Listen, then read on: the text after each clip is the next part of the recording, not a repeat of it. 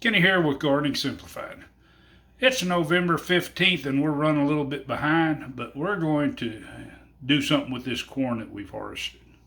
What we'll be using today is our magic mill. Now the magic mill is a stone grinder. As far as its stone grinds, it's not metal teeth. You have a little hole here, up here where it'll go in, and you can see that one stone turns while the other one's there, and it's going to grind it until it comes between, or comes out between those. And then we're going to come down here, and we have a tray, and it's going to come into there. And then what we'll do is we'll sift that's flower size down, and we're going to take the rest of this that's bigger and possibly use it for grits or run it back through. But we want a good cornmeal size, and we're just going to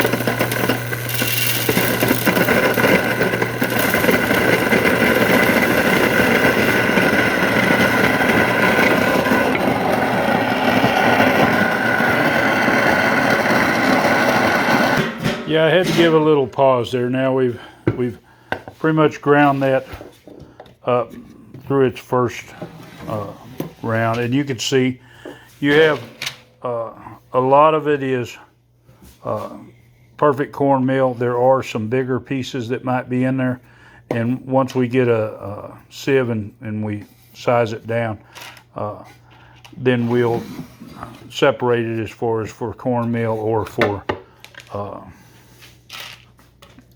grits, or you can even have mesa or corn flour.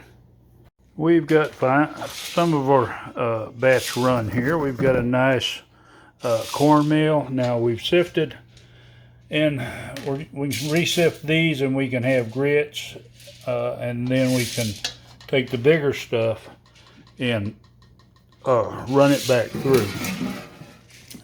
But anyway, what we're going to do is crank this noisy thing back up, and we'll get the rest of this corn ground.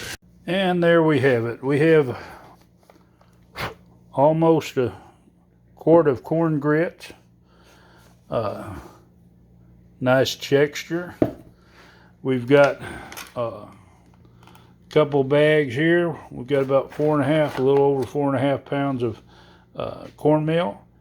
And the good thing about both of these are both organic. This is Hickory King, so there's no GMO corn, which this should make some great cornbread and some great corn grits.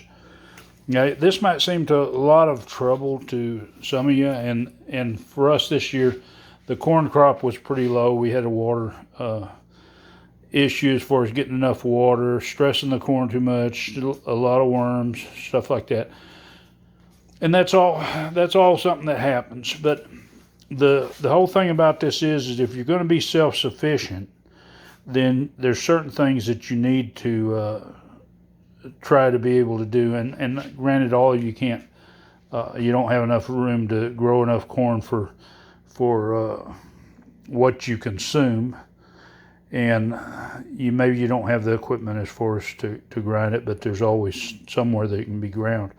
But basically what I'm getting at is if you're going to be self-sufficient, you need to look at certain items like this. And definitely we here at the Povey farm, we want to get away from all GMOs. So here's a start. Next year hopefully we'll do better. But anyway, if you want to see more of my videos, just hit that subscribe. If you're not subscribed, hit the bell button so you'll be notified anytime I post a new one. Give it a big thumbs up and enjoy your garden.